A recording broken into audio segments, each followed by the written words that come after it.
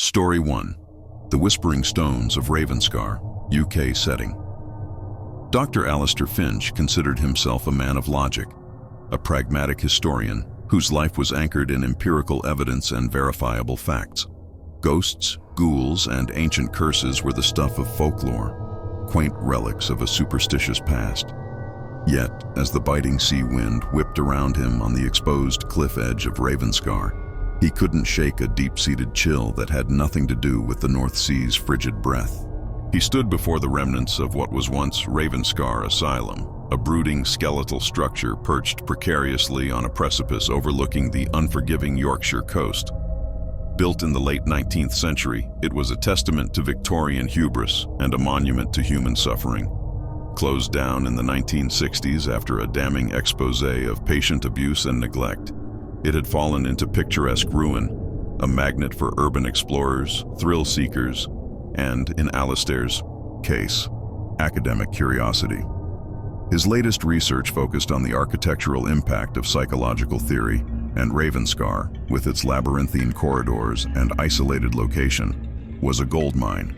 He had secured exclusive, albeit short-term, access to the site for detailed architectural surveys and historical documentation, thanks to a hesitant local council looking to finally redevelop the land. The site manager, a gruff, laconic man named George, had given him the keys with a look that was more pity than professional courtesy. "Don't go wandering after dark, Professor," George had grumbled, spitting a stream of tobacco juice into the wind. "Place has a way of holding on to things." Alistair had scoffed internally. Holding on to dust, perhaps. His first week was immensely productive.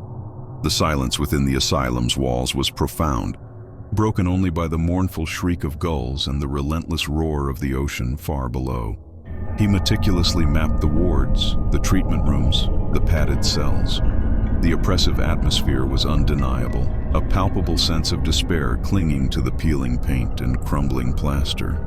He attributed it to the sheer weight of past misery, the lingering residue of human sorrow. But then, the whispers began, broken only by the mournful shriek of gulls and the relentless roar of the ocean far below.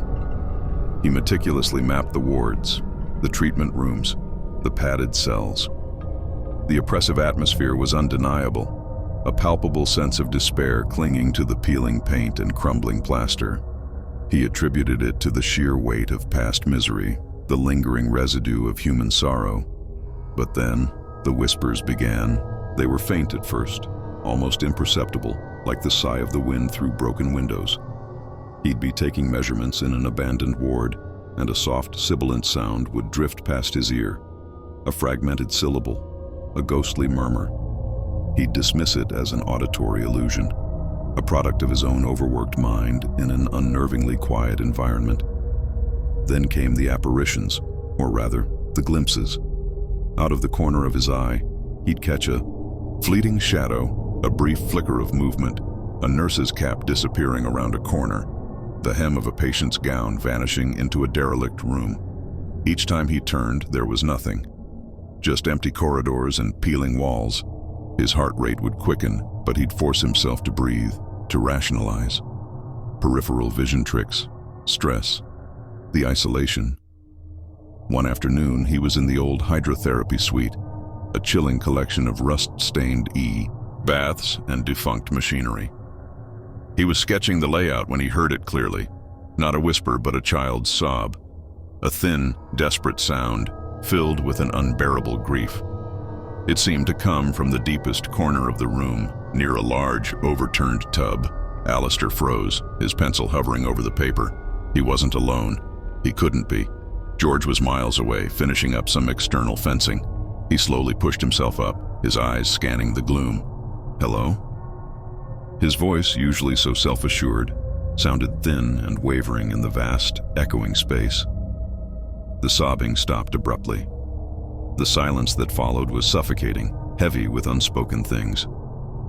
He ventured cautiously towards the overturned tub. As he approached, a profound cold washed over him, a bone-deep chill that had nothing to do with the drafts. He saw nothing. But on the floor, amidst the dust and grime, he noticed a faint, almost shimmering indentation. It was a footprint, a small, bare footprint, almost perfectly formed, as if pressed into fresh mud, except there was no mud, just centuries of dust, and beside it a small rusted metal toy soldier, half buried in the debris. Alistair stared at the soldier, then at the footprint. His pragmatic historian's mind struggled to reconcile what he was seeing with what he knew to be real. This was not a trick of light. This was physical evidence. He spent the rest of the day in a state of agitated disbelief, trying to find any rational explanation. Had an urban explorer sneaked in?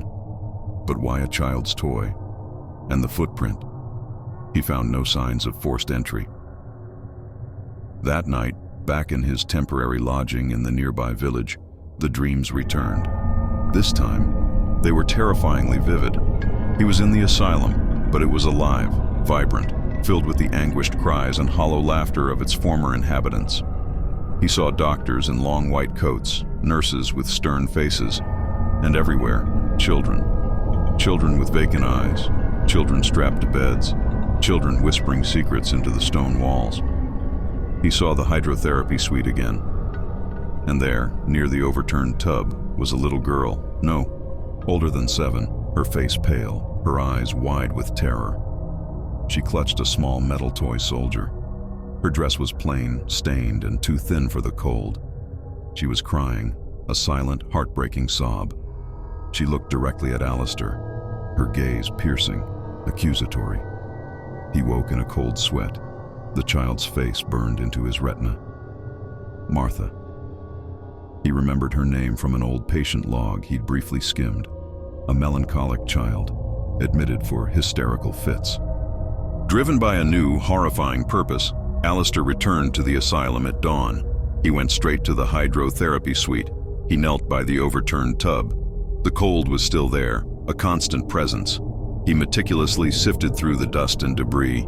He found more small, rusted toys, a spinning top, a wooden doll missing an arm, a miniature tea set, evidence of a forgotten childhood. He started digging, not with a shovel, but with his bare hands, frantically clearing away decades of accumulated grime. He found a loose flagstone. Beneath it, a small cavity, and within the cavity, wrapped in a brittle, decaying cloth, was a small, leather-bound journal. It was a nurse's diary, dated 1903. The handwriting was neat, precise, but the words screamed of hidden horrors. It detailed the brutal treatments meted out to the children, prolonged cold baths, isolation, starvation. And Martha, May 14th, 1903. Little Martha was in the hydrotherapy suite again today. The doctor insists the cold water will purge her fits. She cries so piteously. She clutches her toy soldier as if it were her only friend. My heart aches for her. This place, it crushes the spirit. May 20th, 1903.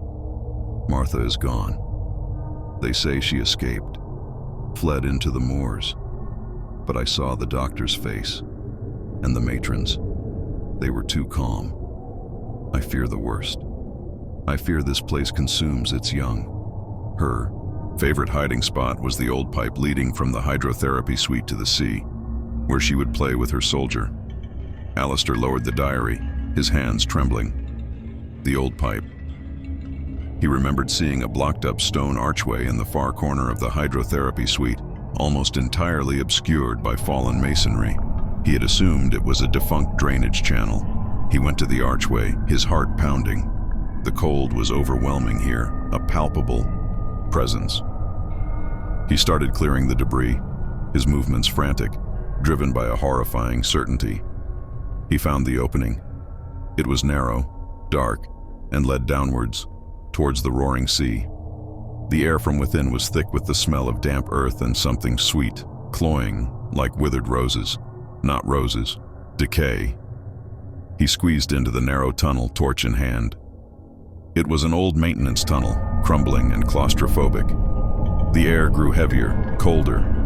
He heard the child sobbing. Again, louder now, desperately near.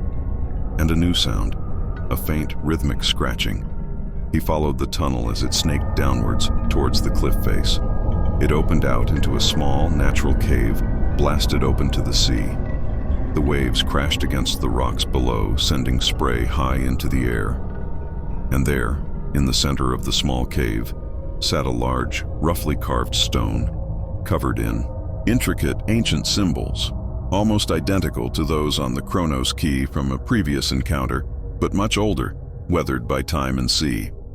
And beneath it, partially exposed, was a small wooden crate, the kind used to transport children's toys.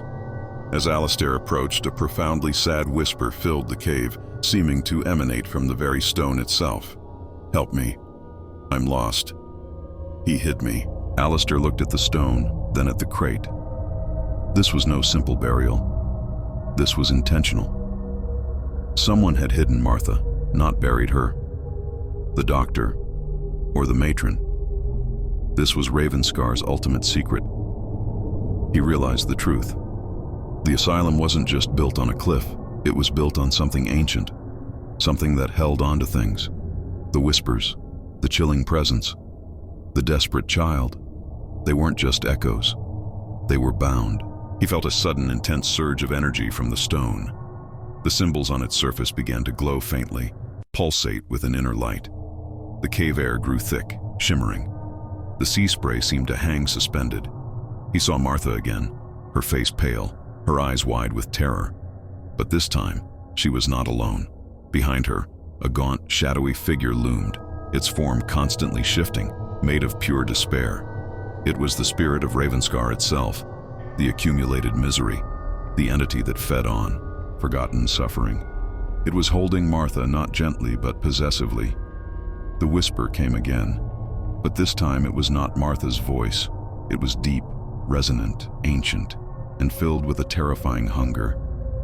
"She is mine, lost, forgotten, feeding me." Alistair understood. Martha hadn't just been buried here. Her spirit had been trapped, fed into the very fabric of this ancient, malevolent entity, a permanent source of suffering to sustain it. The stone wasn't just a marker. It was a conduit, a prison. His historian's mind, usually so composed, was in utter disarray. This wasn't folklore. This was real, and he was standing in the mouth of pure, unadulterated evil. He had to free her. But how? He was a scholar, not an exorcist. He looked at the stone, at the glowing symbols. They were humming faintly, a low, resonant thrum that vibrated through his bones. He recognized them vaguely from his study of ancient Pictish and Celtic sites. Symbols of binding, of containment, but also, crucially, of release. He remembered an obscure ritual, briefly mentioned in a forgotten text on ancient British folklore, about breaking a binding. It required an act of acknowledgement, of remembrance, and a sacrifice of the very thing that imprisoned the spirit. In Martha's case, it was her forgottenness. He had the diary. He had the truth. He had to perform the ritual. He went back to the asylum, frantic. He gathered all the diaries he had found, the nurses, a doctor's log, even a few fragments from an administrator's journal. He found an old, sturdy wooden crucifix in the dilapidated chapel. He returned to the cave, the roar of the sea echoing his pounding heart. The shadowy entity was stronger now, its form almost solidified, its tendrils of despair reaching out, trying to ensnare him. Martha's ghostly figure was almost completely absorbed within its form, her silent cries barely audible. Alistair stood before the stone, the diary open in his hand. He began to read, his voice strong and clear, cutting through the spectral moans and the roar of the sea. He read Martha's name, her age, the details of her suffering, the truth of her imprisonment. He gave her back her story. As he read, the glowing symbols on the stone flickered violently. The shadowy entity recoiled, writhing as if in pain. The atmosphere in the cave grew turbulent, filled with spectral screams and anguished whispers. He placed the wooden crucifix on the stone, its simple form a stark contrast to the ancient power it now faced. He then tore a page from the nurse's diary, the one detailing Martha's suffering, and set it alight with his lighter, holding the burning page over the stone. "Martha," he declared, his voice filled with an authority he didn't know he possessed. "You are not forgotten. You are free." As the burning page disintegrated into ash, the central glowing symbol on the stone exploded. With a blinding flash of light, a deafening roar filled the cave, a sound of ancient power being ripped apart. The shadowy entity shrieked, a sound of pure, unadulterated agony, and then, with a final, violent shudder, it imploded, dissolving into nothing but cold, salty air. The profound cold in the cave vanished, replaced by the natural chill of the sea air. The stone itself lost its glow, becoming just a rough, weathered rock once more. And then, he saw her. Martha. Her ghostly form stood before him, no longer pale and terrified, but translucent, serene. She was smiling, a small, gentle smile, and in her translucent hand, she held her toy soldier. She looked at Alistair, a look of profound gratitude in her eyes, and then, with a final, soft sigh, she dissipated, melting into the sea mist, finally at peace. Alistair collapsed onto the cold, damp cave floor, utterly spent. His rational world had been shattered, rebuilt by an encounter with true horror and an act of unexpected redemption. The asylum was still there, a ruin on the cliff edge, but its heart, its deep, dark secret, was gone. He finished his research, but his report was very different from what he had originally intended. He documented the architectural impact of neglect and abuse, but he also included a veiled academic account of lingering energies and historical resonance that hinted at the darker truth he had uncovered. He never mentioned the names Martha or Ravenscar Asylum in his academic papers, out of respect, but he wrote a separate, private account, a personal testament to the little girl he had freed. He never returned to Ravenscar, but sometimes, when the wind was just right, carrying the scent of the sea and faint ethereal echoes across the land, he swore he could hear a child's gentle giggle, carried on the breeze, finally free. Story 2. The Harvestman's Lullaby. Professor Arthur Penhaligon, a man whose life revolved around the precise, verifiable narratives of history, considered himself immune to the quaint superstitions that often clung to his subjects. His specialty was colonial American folklore, and he'd spent decades dissecting the psychological underpinnings of witch trials and spectral sightings. Ghosts, he firmly believed, were figments of collective anxiety, not actual entities. That conviction began to unravel the moment he stepped onto the porch of the old Blackwood farm. He'd acquired the property in rural Vermont almost by accident. A distant, forgotten relative, a great-aunt twice removed, had bequeathed it to him. The will stipulated it couldn't be sold for 5 years, leaving Arthur, a bachelor with a modest university salary, saddled with a derelict farmhouse and 20 acres of overgrown forest. The farmhouse was a picture of weathered Americana. A 2-story structure of gray painted wood, its porch sagging, windows boarded, and a chimney that looked like a precarious stack of crumbling bricks. It sat at the end of a long, unpaved track, surrounded by ancient, gnarled apple trees and a dense, whispering forest that seemed to press in on all sides. The nearest town, Blackwood Creek, was a blink-and-you-miss-it cluster of buildings 10 miles away.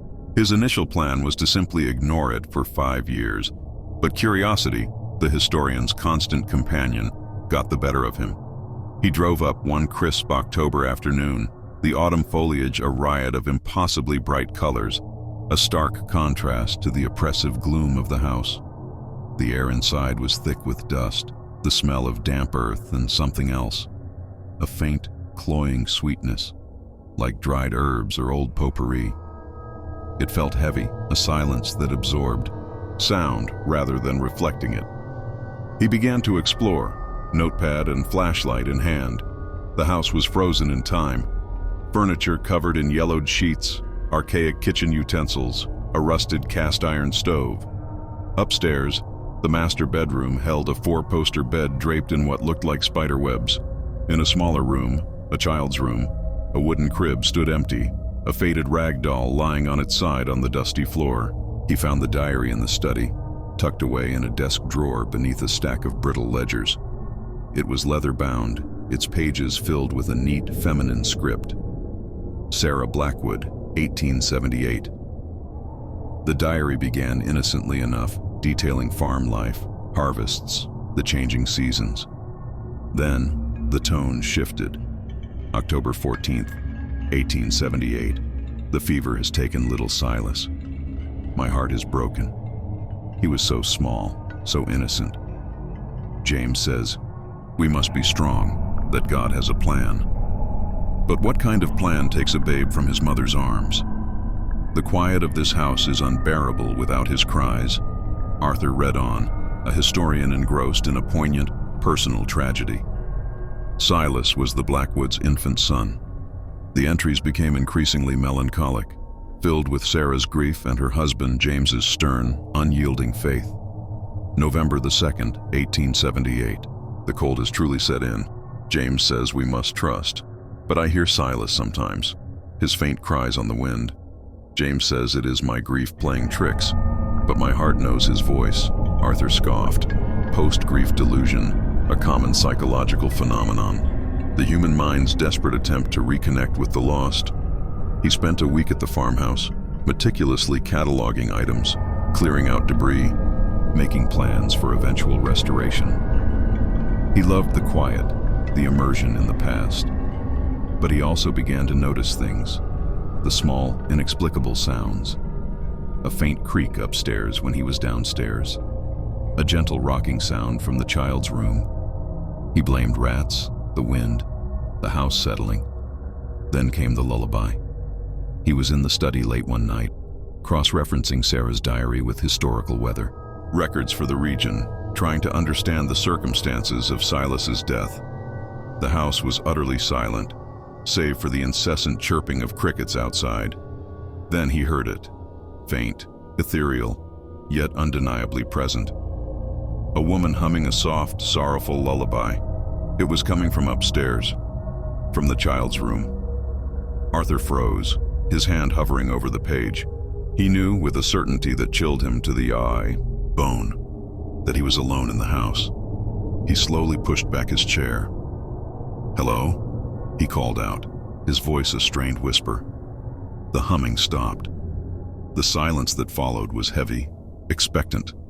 He waited, heart pounding, for several minutes. Nothing. He tried to rationalize it. The wind, perhaps, whistling through a loose pane, creating a melodic sound. Or his own mind, tired and immersed in the tragic story of Sarah. He forced himself to go upstairs. The child's room was dark, cold. The wooden crib stood empty. The rag doll lay silently on the floor. He swept his flashlight around the room. Nothing. But as he turned to leave, he noticed something. On the dusty floor beside the crib, a faint, almost shimmering indentation. A small footprint, bare. He leaned closer. A child's footprint. And beside it, a small, dried, dark brown object. He picked it up. It was a withered, mummified spider. A harvestman. He knew the local folklore. Harvestmen, or daddy longlegs, were believed to be benevolent spirits, guardians of the home, sometimes associated with lost children. He scoffed. Superstition. He returned to the study, shaken but still determined to maintain his rational facade. He continued reading the diary. December 1st, 1878. The humming grows stronger. I know it is Silas. He calls to me. James says I am losing my mind, that I must pray. But God has abandoned me. Only Silas remains. December 10th, 1878. He is here. I saw him, a tiny shadow in the corner of the room. He wants me to join him, to bring him to warmth. James is away on business. I am alone. Only Silas and I. The diary ended abruptly there. No more entries. Arthur felt a cold dread settle in his stomach. What had happened to Sarah? He began to search the house with a new intensity, a frantic energy fueled by a dawning terror. He found no evidence of Sarah's fate, no hidden rooms, no secret passages. Then a new detail emerged. In the kitchen, beneath a loose floorboard near the ancient cast-iron stove, he found a small, rusted metal box. Inside, carefully wrapped in a brittle piece of linen, was a tiny, intricate silver locket. He opened it. Inside were two miniature portraits, a stern-faced James and a beautiful, melancholic Sarah.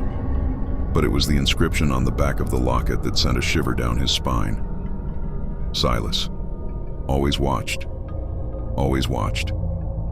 He remembered the mummified harvestman. He returned to the child's room. He sat by the crib, the locket clutched in his hand. He heard the humming again, stronger now, almost like it was in the room with him, and the faint, rhythmic rocking of the empty crib. Silas, he whispered. The humming intensified. The air grew cold. The smell of dried herbs, that faint, cloying sweetness, was stronger now. Then he felt it. A cold, delicate touch on his cheek, like a child's tiny finger. He flinched, but did not pull away. The touch lingered. The lullaby began again, clear and strong, a woman's voice coming from all around him, seeming to emanate from the very fabric of the house. It was Sarah. She was humming the lullaby to her child. And then a child's soft, happy giggle, following the melody. Arthur, the man of logic, felt his carefully constructed world shatter. Ghosts were real, and they were here. He realized what Sarah's last diary entry had meant. James was away. She was alone, with Silas, with the humming, with the cold, with the invitation to join him. He felt an overwhelming sense of sadness, of pity. Sarah hadn't abandoned her child. She had joined him. She had succumbed to the lure of a mother's unending love, transcending the boundary of life and death. But then, the atmosphere in the room shifted. The cold touch on his cheek became less delicate, more insistent. The humming grew discordant, a low, unsettling drone. The child's giggle became less innocent, more predatory. And the lullaby, Sarah's lullaby, started to shift too. The words changed, subtle at first, then chillingly distinct. Come closer, come be warm, join us, join Silas. Arthur felt a sudden, inexplicable terror. This wasn't just Sarah and Silas. There was something else, something older, something that was using their tragedy, the mummified harvestman. Always watched. He looked at the crib. The rag doll, which had been lying on its side, was now sitting upright, facing him. Its button eyes seemed to gleam in the dim light. And on the dusty floor, all around the crib, were dozens of tiny, mummified spiders. Harvestmen, all facing outwards, guarding something. He stumbled backwards, a new horrifying realization dawning on him. The harvestman's lullaby. It wasn't just a child's song, it was a trap. He remembered the faint, cloying sweetness in the air. It wasn't potpourri. It was the scent of preservation, mummification. He knew what had truly happened to Sarah. She hadn't transcended. She had been taken, kept, just like Silas. And now they wanted him. He fled the child's room, a primal fear seizing him. He raced downstairs, the humming, the lullaby, the child's predatory giggles echoing behind him, all around him. The house was alive, filled with unseen presences. The harvestmen were everywhere now. He felt their cold, delicate touch on his skin, their tiny, grasping fingers pulling at his clothes. He burst out of the farmhouse and ran, not daring to look back. He didn't stop until he reached his car, speeding down the dirt track, leaving the Blackwood farm to its secrets. He never returned. He abandoned the property, letting it fall further into ruin. His academic career took a drastic turn. He no longer believed that ghosts were mere psychological phenomena. He knew they were real, and he knew that some of them were not benign, not just lost souls. Some were ancient, hungry, and infinitely patient. He often wondered about Sarah and Silas. Were they truly there, eternally preserved by the harvestmen, humming their endless lullaby, forever drawing the unwary closer? He felt a profound pity for them and a chilling gratitude that he had escaped their embrace. Sometimes, late at night, in the quiet of his London flat, he would think he heard it. A faint, distant humming, a child's soft giggle, and the faint, sweet, cloying scent of dried herbs. He would pull his blanket tighter, knowing that somewhere, far across the ocean, The Blackwood farm was still there, and the harvestman's lullaby was still playing, waiting for its next listener, always watching. Story 3. The Echoes in the Frame, male protagonist, U.S. setting. Elias Thorne was a man who trafficked in the forgotten. As an antique restorer specializing in portraiture, he saw beyond the faded paint and cracked canvas, seeking the soul of the subject, the brushstrokes of a life once lived. His workshop in a quiet corner of Brooklyn was a sanctuary of hushed whispers and solemn gazes, filled with the eyes of the long dead. He found comfort in the past, a tranquil counterpoint to the jarring cacophony of modern life. His latest acquisition, however, brought with it a disquiet that rattled his usually steady hand. It was a painting from a bankrupt estate sale in rural Pennsylvania, a formal portrait of a stern-looking man, perhaps a judge or a senator, from the late 19th century. The subject, a Mr. Alistair Finch, possessed eyes of an unnerving intensity, a gaze that seemed to follow Elias moved in the room. But it wasn't the subject that disturbed him. It was the frame. The frame was an ornate, heavy piece of gilded oak, intricately carved with symbols that seemed almost alchemical in their complexity, interlocking gears, celestial bodies, and what looked like distorted human faces. It was unusually deep, almost like a shadow box, and felt unnaturally cold to the touch, even in the warm workshop. It hummed with a faint, almost imperceptible vibration, a low thrum that Elias initially dismissed as an acoustic anomaly, or perhaps a trick of his imagination. He spent the first few days simply cleaning the painting, removing layers of grime and old varnish. As he worked, the cold from the frame seemed to intensify, wrapping around his hands like a subtle chill. The low hum grew a fraction louder, a persistent, almost mechanical murmur beneath the surface of the quiet workshop. He started having vivid, disturbing dreams. They weren't about Alistair Finch. They were about the frame. He'd be trapped inside its gilded carvings, the distorted faces morphing into grotesque visages, the gears turning with a sickening click. He'd hear faint, muffled whispers like voices struggling to escape from a deep, dark well. He'd wake in a cold sweat, the low hum of the frame still vibrating in his ears.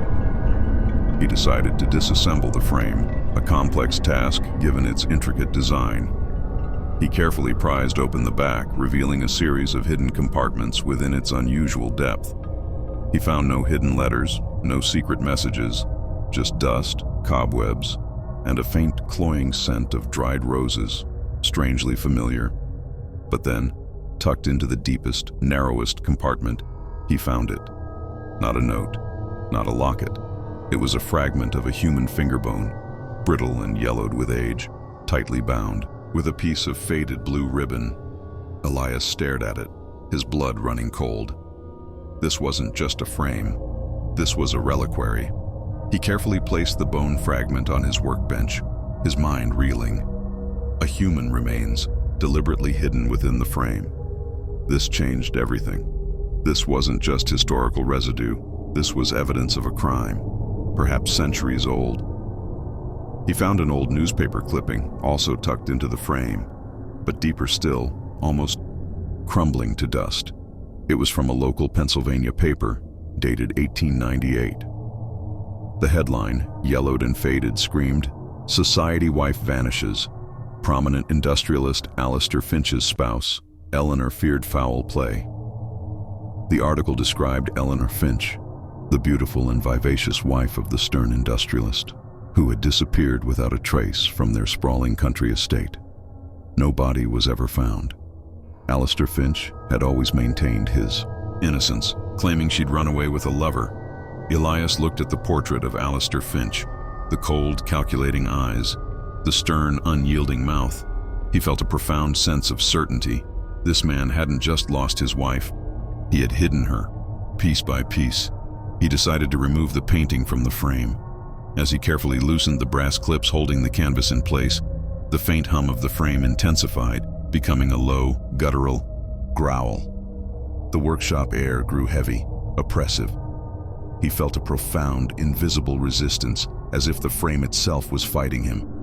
With a final, desperate tug, the canvas came free. The moment it did, A horrifying scream erupted from the frame.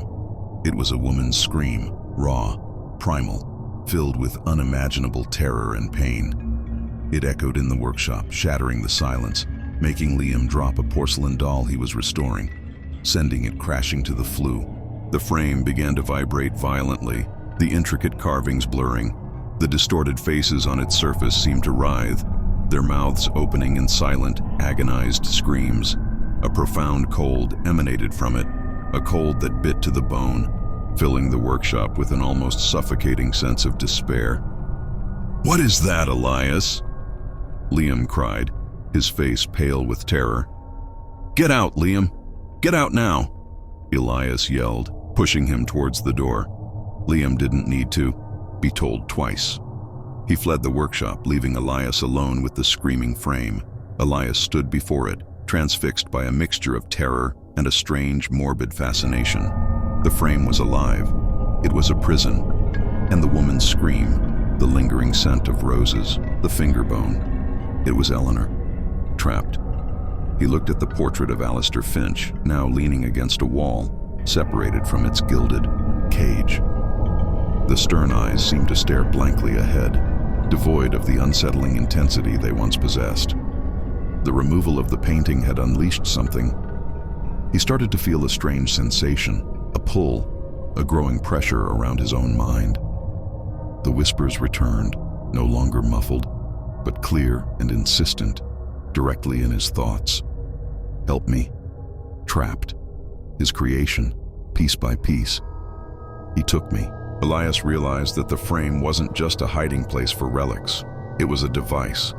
Alistair Finch, a man obsessed with control, had found a way to not just murder his wife, but to imprison her very essence, her spirit, within the intricate alchemical mechanisms of that frame.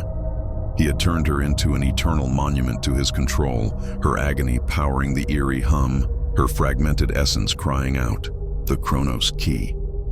The words surfaced in his mind, echoing from a half-forgotten lecture on esoteric 19th century occultism, a theory about devices that could lock moments or entities in time.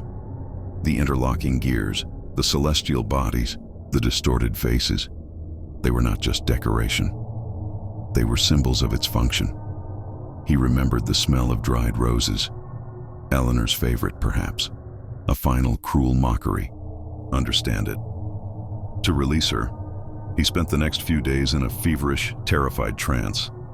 He delved into every obscure text he owned on occult mechanics, alchemical symbolism, and forgotten temporal theories. He found references to soul traps, echo chambers, and devices designed to extract and preserve the quintessence of a living being. The more he read, the more he understood the horrifying genius of Alistair Finch. The frame was a masterpiece of dark engineering. Its coldness was the stasis field. Its hum was the resonance of a trapped consciousness. The distorted faces were the fragmented aspects of Eleanor's being, forever struggling against the binding. The whispers in his mind intensified. They were no longer just pleas for help. They were fragments of memory, flashes of terror, glimpses into Eleanor's final moments, forced upon him by the agitated frame. He saw her struggles, her desperate attempts to escape her husband's insane grasp. He saw Alistair, not just painting her portrait, but preparing the frame, infusing it with his twisted intentions. He saw his meticulous, chilling process of dismemberment, piece by piece, locking each part of her within a compartment, sealing her essence, her agony, into the very structure that would forever surround her image. The finger bone was just one such fragment. Elias felt his own mind fraying, the boundaries between his consciousness and Eleanor's becoming terrifyingly thin. He was not just hearing her, he was becoming her. He saw his own hands, now translucent, ghostly, reaching out from the frame. He knew what he had to do. He had to reverse the binding. He found a complex diagram in an old alchemical text, a key to reversing a temporal spiritual lock. It involved 3 elements: a symbol of the binding, an act of acknowledgement, and a release of a personal sacrifice. He returned to the workshop, armed with newfound knowledge and a desperate resolve. The frame vibrated with a malevolent energy, anticipating his actions. The air shrieked with fragmented whispers and muffled cries. He placed the portrait of Alistair Finch back into the frame. The hum intensified to a deafening roar. The whispers in his mind became a torrent of pure terror. "I know, Eleanor," he said, his voice raw. "I know what he did. I will not let him win." He took a small, sharp chisel, his favorite tool, a symbol of his craft, his connection to the past. And then he began to meticulously, carefully, carve a specific symbol into the inner gilded edge of the frame. A symbol of release, copied directly from the ancient text, despite the bone-chilling cold and the psychic assault. He finished the carving. Then, for the act of acknowledgement, he took the faded blue ribbon that had bound the finger bone. He tied it around his own wrist, a symbol of his connection to Eleanor, his witness to her suffering. Finally, the sacrifice. The text stated it must be a piece of the self, freely given. Elias looked at the portrait of Alistair Finch within the frame. The stern eyes now seemed to burn with a renewed malevolent light, trying to reassert control. Elias took his sharpest scalpel. With a steady hand, he cut a small piece of his own flesh from his thumb, a single drop of blood welling up. He pressed it to the central crystal in the frame, where the finger bone had been. "I release you, Eleanor," he whispered, his voice mingling with the dying shrieks of the frame. "Be free." The moment his blood touched the crystal, a blinding flash of golden light erupted from the frame, filling the workshop. A deafening crack ripped through the air, like a binding being violently broken. The cold dissipated. The hum stopped. The screams and whispers vanished. When the light faded, the frame was still. The portrait of Alistair Finch was still within it, but its gaze was now dull, lifeless. The ornate carvings, once writhing with malevolent energy, were now just silent wood. The eerie cold was gone, replaced by the normal temperature of the workshop.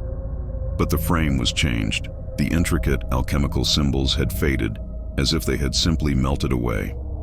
The gilded surface was scarred, burnt in places, and the central crystal was shattered. It was just a frame now, a broken frame. Elias, exhausted and trembling, looked at his hand. The blue ribbon on his wrist was gone. The cut on his thumb was healed, leaving no mark. He felt a profound sense of emptiness, but also a deep, quiet peace. He never restored another portrait after that. He closed his workshop, sold off his other antiques, keeping only the portrait of Alistair Finch. He sealed it again, this time with mortar, into the wall of his new, much simpler home, ensuring it could never be opened, never again used as a prison. He understood now that history was not just facts and figures. It was echoes, lingering energies. And some echoes, some energies, were not meant to be disturbed. Sometimes, in the quiet of his new home, he would catch a faint, sweet scent of roses. Not the cloying, preserved scent of decay, but a light, fresh fragrance, like a spring morning. And he would know that Eleanor, finally, was truly free. Story 4. The Silent Still. Eleanor Vance, a textile artist specializing in restoration, found solace in the quiet hum of her sewing machine and the delicate rhythm of needle and thread. Her small studio, nestled above a quaint antique shop in the historic heart of York, was a haven of faded silks, ancient tapestries, and the faint, sweet scent of beeswax. She preferred the company of forgotten fabrics to the unpredictable complexities of human interaction, finding a profound peace in bringing life back to things time had tried to erase. Her latest commission, however, had begun to fray the edges of that peace. It was a sampler, not particularly old, late Victorian perhaps, but of an unusual, unsettling nature. It depicted a highly stylized, almost surreal rural scene. A small cottage with smoke curling from its chimney, a looming skeletal tree in the foreground, and figures in the distance, tiny and indistinct, seemingly walking away from the cottage. The stitching itself was exquisite, tiny, perfect cross stitches in muted autumnal tones. The unsettling part was the thread used for the figures. It wasn't cotton or silk, it was hair, fine, dark human hair, meticulously woven into the fabric. An underlying metallic tang, almost like dried blood, Eleanor, a woman of science as much as art, attributed it to the degradation of organic materials. As she began her restoration, meticulous and slow, she noticed the sampler felt unnaturally cold beneath her fingers. This was odd for fabric, which usually adopted the ambient temperature of the room. This cold seemed to emanate from the fibers themselves, a persistent, chilling presence. Then came the dreams. They were always the same. She'd be standing in a vast, dark field under a bruised sky. The skeletal tree from the sampler loomed over her, and she would hear a woman humming, a faint, melancholic tune, like a lullaby, but imbued with a deep, sorrowful despair. She'd wake with the hum echoing in her ears and a profound sense of loss that wasn't her own. She dismissed them as artistic immersion, the subconscious processing of a disturbing subject. But the hum began to manifest in her waking hours. At first it was faint, easily mistaken for the distant rumble of traffic or the drone of her sewing machine. But it grew stronger, clearer, always that same melancholic lullaby. It seemed to emanate from the sampler itself, a quiet, insistent presence in her studio. One afternoon, as she worked on the missing corner, trying to match the impossible hair, almost leaping from her grasp, the shriek faded back into the persistent hum, but a chill of genuine fear now laced the air. She knew with an unsettling certainty that the sampler was alive, or something within it was. She paused her work on the sampler, trying to rationalize. She visited the local library, poring over books on Victorian crafts, spiritualism, and forgotten folklore. She found obscure references to mourning textiles, works of art created using the hair of the deceased. It was a common, if morbid, practice. But a complete rural scene, depicting figures walking away, with a missing corner that needed to be finished? That was highly unusual. She also found a chilling local legend from the Fens, the legend of the Thread Witch, a woman from the late 19th century, a weaver and embroiderer whose child had vanished on the moors. Driven mad by grief, she began to stitch her child's story using her own hair, believing that by completing the narrative, she could somehow bring her back, or at least understand what happened.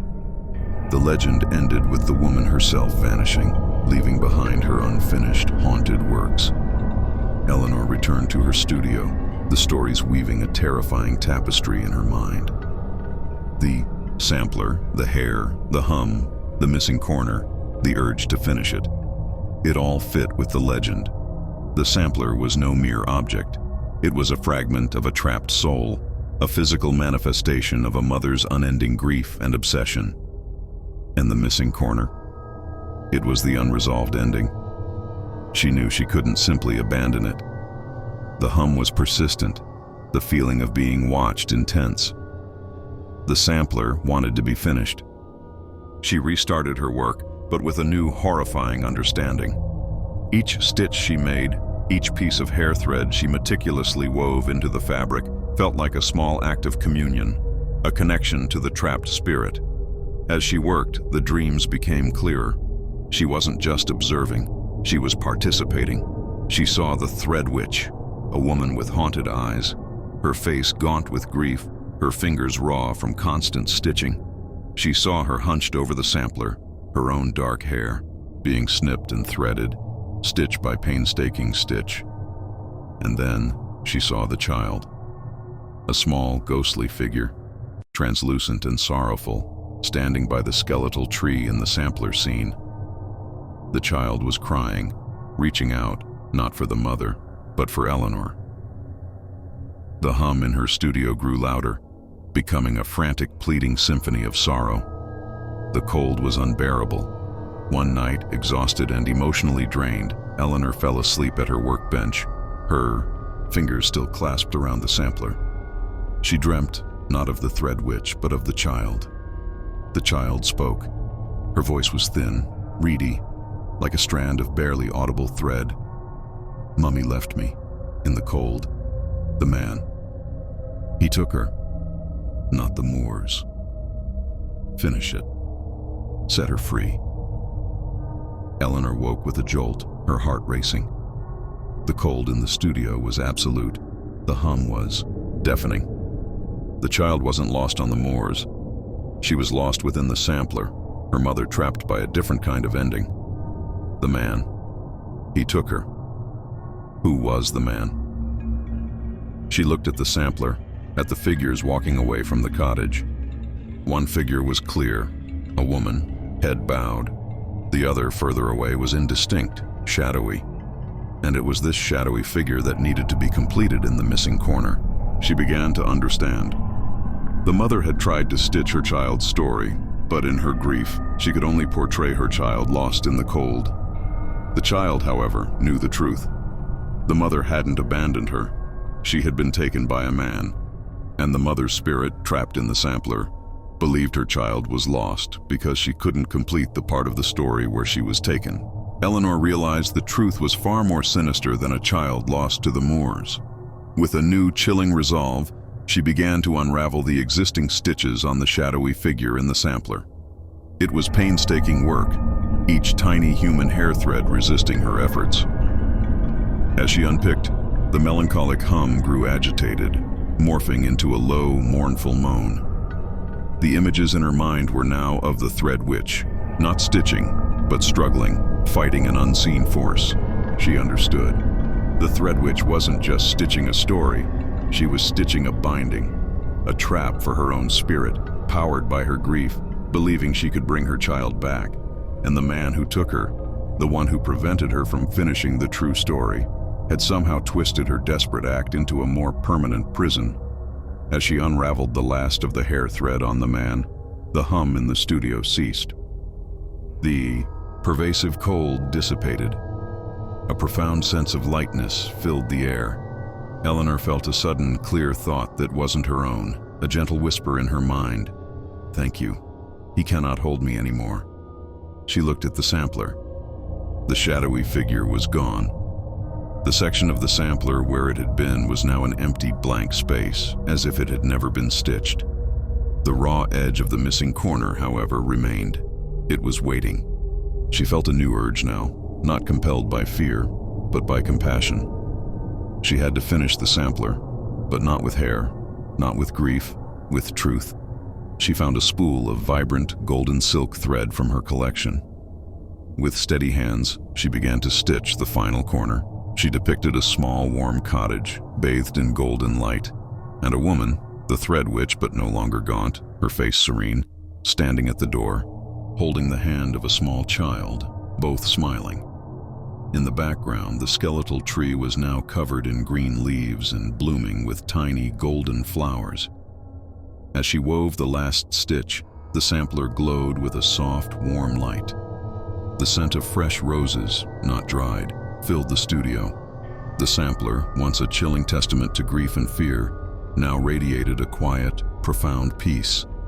Eleanor carefully folded the sampler. She never showed it to anyone. She kept it, a secret, reminder of the spectral weaver and the child she had freed. Her understanding of textiles had deepened, evolving from mere restoration to a profound connection with the stories they held. She never heard the hum or the lullaby again. But sometimes, when she was working late, she would feel a light, almost imperceptible brush against her cheek, like a loving mother's kiss. And she knew that the thread witch, finally reunited with her child, was stitching her own story now, in a place beyond the cold. Story 5. The Echoes of the Empty House. Professor Graham Hastings, an architectural historian specializing in pre-colonial American dwellings, found himself in a professional quandary. His current research, funded by a surprisingly generous, anonymous grant, involved the detailed documentation of a remote, undisturbed 17th century farmhouse nestled deep within the dense forests of rural Massachusetts. The house, known locally as the Cranbrook Homestead, was a rare find. Largely untouched by modern renovations, it promised invaluable insights into early American domestic life. Graham, a meticulous scholar with a healthy skepticism for anything beyond the material, had arrived armed with laser scanners, thermal imaging cameras, and a team of graduate students.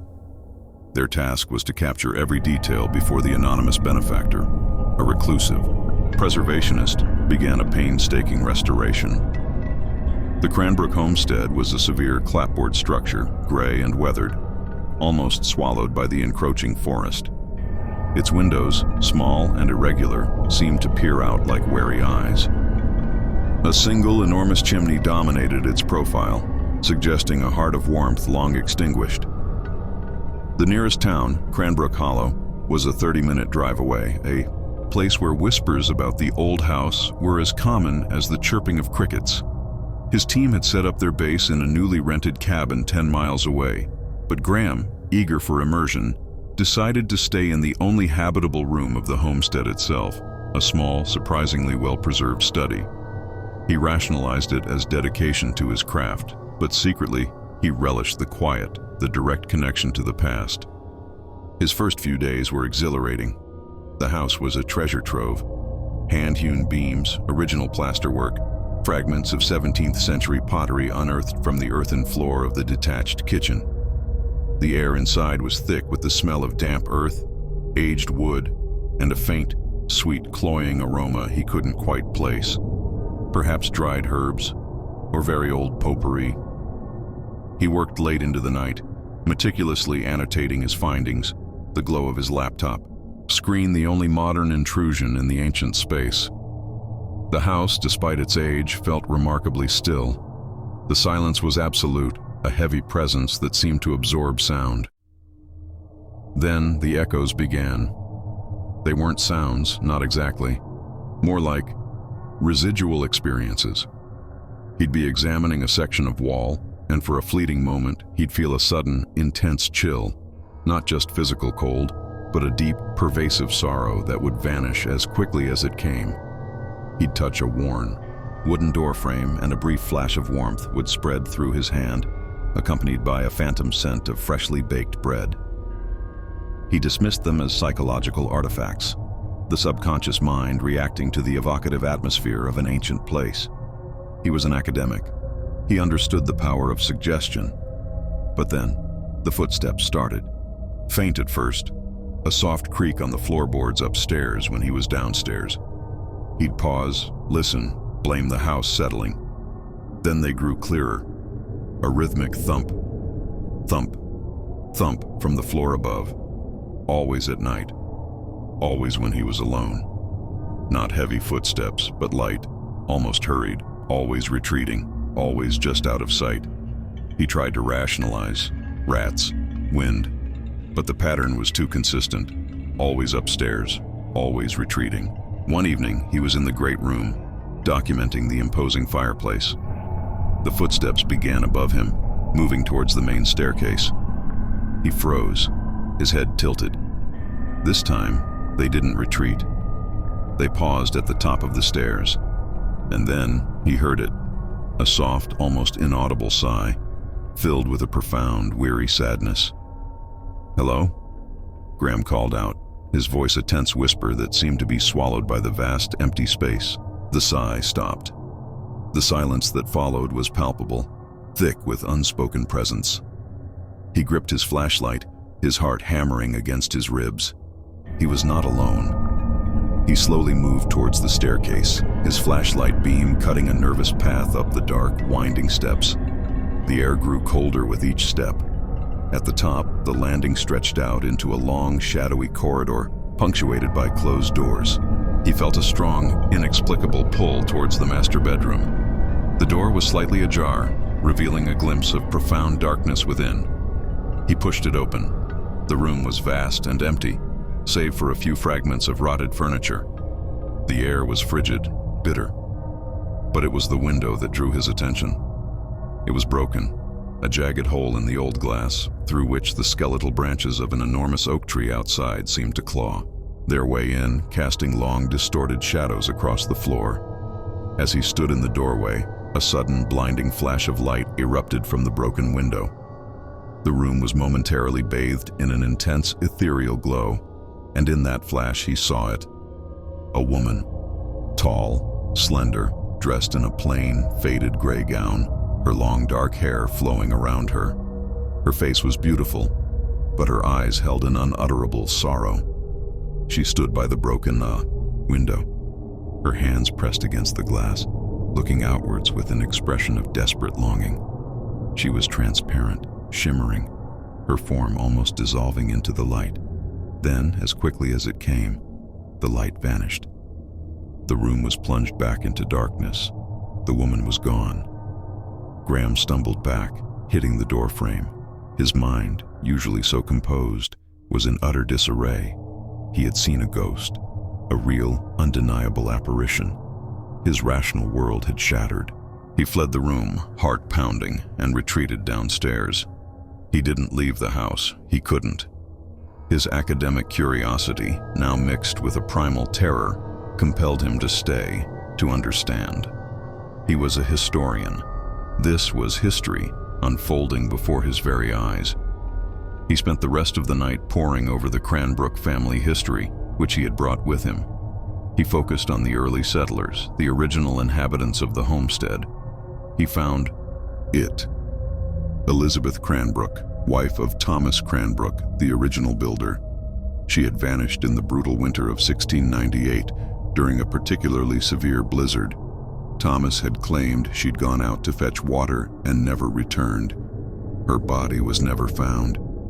He later remarried. Graham stared at the entry.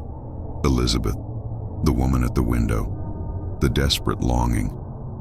He remembered the bitter cold in the master bedroom, the broken window, and the enormous oak tree outside. A tree that would have been a sapling in 1698. A tree that could have obscured a view or provided a hiding place. He decided to explore the outside of the house, focusing on the master bedroom window. The oak tree was indeed massive, its gnarled branches reaching up towards the house like grasping claws. The ground beneath it was covered in a thick layer of dead leaves and moss. As he pushed aside a particularly thick clump of ivy near the window's foundation, he noticed something. A small, almost invisible crevice in the stone foundation, barely wide enough for a hand. He shone his flashlight inside. It revealed a small, dark cavity. He reached in, his fingers brushing against something brittle and cold. He pulled it out. It was a small, intricately carved wooden doll, its features faded, its clothes mere rags. It was a child's doll. And attached to its leg, with a piece of brittle twine, was a small rolled-up parchment. He unrolled it carefully. The parchment was old, stained, and the handwriting was a faded, looping script. It was a letter from Elizabeth to her sister in a distant colony. January 10th, 1698. My dearest Sarah, I write this in haste, in fear. Thomas has become changed. His piety has curdled into a dark, obsessive control. He forbids me from seeing the children, calls them unclean. He speaks of purifying the house, of ridding it of unholy influences. He watches me always. I fear he means to do me harm. I have hidden this letter with my child's doll by the window, hoping against hope that someone might find it, might know the truth if I vanish. He has walled up the spring. There is no water. The blizzard rages. He says it is God's will. I hear the children crying. He says they cry for purification. I hear them, but they are not with me. He took them from me. He has taken everything.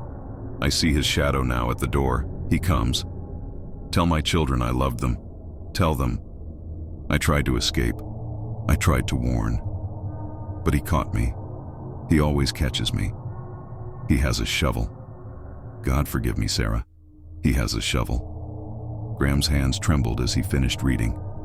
Thomas Cranbrook, the esteemed patriarch. He hadn't just lost his wife. He had murdered her, and his own children. He reread the last line.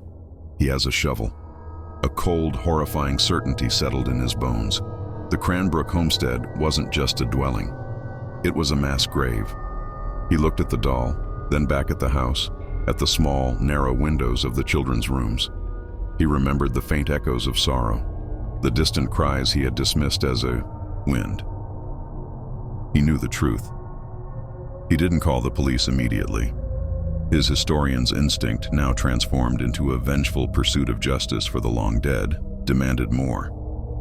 He had to find them. He had to give them a voice.